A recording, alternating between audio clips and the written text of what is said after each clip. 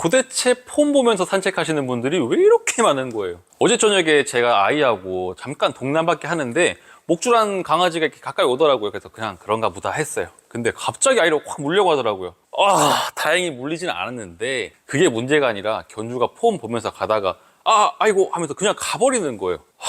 견주 매너도 그지 같은데 그 강아지 성격은 그냥 그 견주가 그냥 망쳐버린 거예요. 그거는 진짜 이런 사람들 때문에 매너 지키시는 분들까지 같이 싸잡아서 욕먹는 거예요. 그런데 보호자님들, 폰 보는 거 말고도 우리가 진짜 많이 하는 치명적인 실수들이 또 많이 있어요. 유튜브 찾아보면은 누구는 리드줄 짧게 잡고 주도권 뺏기지 마라 그러고, 누구는 냄새 마음껏 맡게 하라 그러고, 도대체 어느 장단에 맞춰야 할지 헷갈리시죠? 억압하거나 방치만 하다가 오히려 내 강아지의 성격뿐만 아니라 건강까지 망치는 의외의 산책 습관 5가지, 오늘 제가 그 답답함 싹 다 정리해 드리겠습니다.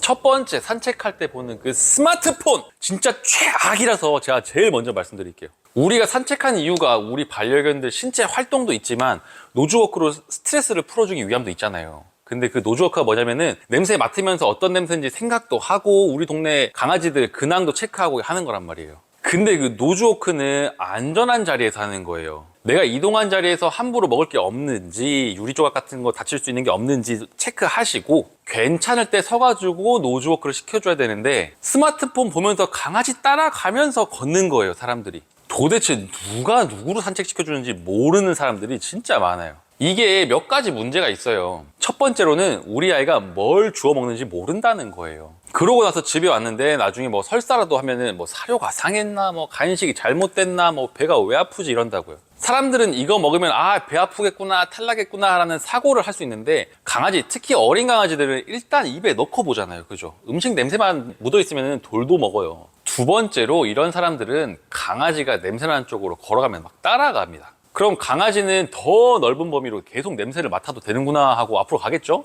그러면 이 친구는 더 먼 곳에서 나는 냄새도 확인하고 싶겠죠? 그때 목줄이라는 거는 나를 방해하는 요소만 됩니다. 목줄이 없으면 더 신나지는 상황이 되는 거죠. 이러면은 목줄이 풀렸을 때 그냥 도망가는 개가 되고 말아요. 그러면 노즈워크를 어떻게 시켜줘야 되나? 냄새를 맡고 싶은 대로 가면 되는 거 아니냐라고 하실 텐데요. 산책할 때도 누구는 반려견이 앞장서서 자유롭게 다닐 수 있게 해주라 하고, 누구는 통제하라고 하고 하잖아요. 기본적으로 노즈워크는 사람이 이동하면서 냄새를 맡게 해줘야 됩니다. 여기서 요만큼 가서 냄새 맡게 해주고, 그러고 나면은 이제 흥미를 잃을 때까지 기다려주세요. 그러면 흥미가 끝나고 나면은 고개 들어서 두리번 할 때 또다시 다른 자리 가가지고 냄새 맡게 해주고, 어딜 가고 싶어 해도 주인이 딱 서 있으면은 냄새 맡으려고 가지 않고 줄을 당기지 않아야 돼요. 그래야 반려견이 컨트롤이 됩니다. 산책할 때도 마찬가지로 컨트롤이 되냐 안 되냐를 봐야 돼요. 산책할 때 반려견이 냄새 맡으려고 막 돌진한다거나 막 흥미 있는 거 보고 튀어나가려고 한다. 그러면은 목줄이 팽팽하게 당겨지죠. 그러면은 나를 끌고 가려고 하는 느낌이 확 오실 거예요. 이러면은 컨트롤이 안 되는 겁니다. 강영욱 훈련사님도 산책은 개가 하고 싶은 대로 주인이 끌려가는 게 아니라 나란히 걷는 것이라고 이야기하죠. 리드줄이 계속 팽팽해질 정도로 앞장서서 계속 끌려가는 것은 통제가 아니고 방치에 가깝다고 보는 겁니다. 앞장서서 가더라도 목줄이 팽팽해지지 않고 내가 멈추면은 내 주변으로 다시 돌아온다. 그러면은 컨트롤이 되는 상태예요. 이렇게 컨트롤이 되면은 자유롭게 앞장서서 다녀도 상관없어요. 이 컨트롤이 되면은 웬만한 강아지 성격 문제는 다 해결된다고 보시면 됩니다. 실제로 방송에서도 강아지들이 마음껏 돌아다니게 하는 것이 잘못이다, 통제 없는 산책은 불가능하다라고 계속 강조하시죠. 울타리 안과 밖, 그리고 집 안과 바깥의 규칙을 분명하게 해줘야 아이도 불안하지 않고 안정적인 성격을 유지할 수가 있어요. 두 번째는 산책할 때 잘못된 타이밍에 혼내는 행동들입니다. 우리 강아지가 다른 강아지를 보고 반가워가지고 인사하러 가는 건데 안 돼! 하면서 혼내면은 그 강아지는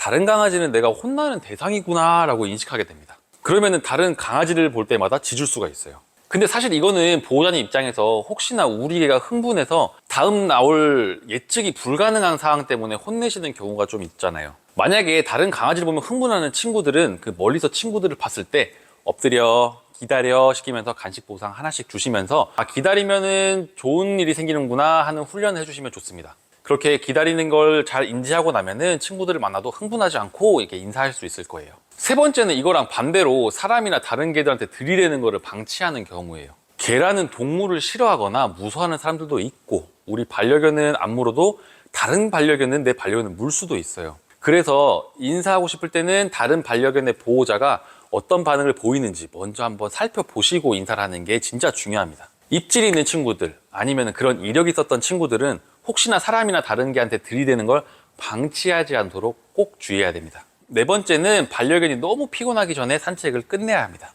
걷는 속도가 갑자기 느려지거나 혀를 내밀고 헐떡헐떡 할 때, 그다음에 걷기를 거부할 때는 산책을 계속하는 것보다는 쉬어주는 것이 좋습니다. 산책 시간은 소형견은 짧게 하는 게 좋습니다.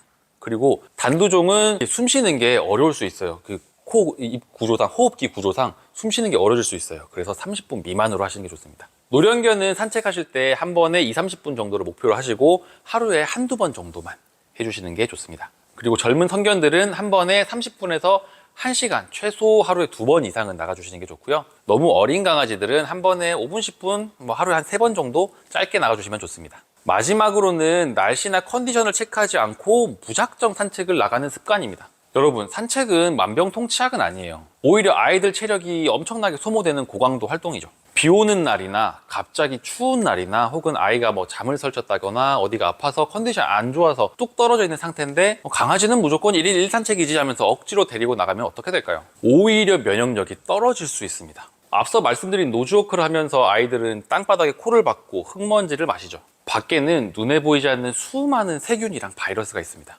평소에 건강할 때라면 거뜬히 이겨낼 자극들인데 이게 체력과 면역력이 떨어져 있는 상태에서는 질병으로 훅 들어옵니다. 설채연 수의사님도 산책은 그냥 운동이 아니고 햇볕을 받으면서 비타민 D와 세로토닌이 늘어나면서 공격성과 불안감을 낮춰주는 시간이라고 설명하고 계셨죠. 그래서 컨디션이 안 좋은 날에 무작정 산책을 늘리기만 하는 거는 면역이랑 정서 모두에 부담이 될 수가 있습니다. 실제로 면역력이 낮아진 시그널은 생각보다 눈에 잘 보여요. 평소보다 기운이 없거나 코끝이 차거나 식욕이 좀 줄고 눈곱이 많아졌다면 하루쯤은 쉬어주는 게 좋습니다. 또 면역력, 제가 따로 말씀드리지 않아도 정말 중요한 걸 알고 계실 텐데 이 면역력을 챙겨주시는 거는 정말 중요해요. 건강한 상태일 때랑 건강하지 않은 상태일 때 사람도 그렇지만은 반려견들도 예민함의 정도가 달라요. 그 예민함이 지속되게 되면은 그게 성격으로 굳어져 버리거든요. 그래서 면역의 기본인 장내 유익균 밸런스를 맞춰주거나 아니면은 몸에 빠르게 흡수될 수 있는 액상 형태의 비타민, 아미노산 같은 영양제를 바로바로 챙겨주시면서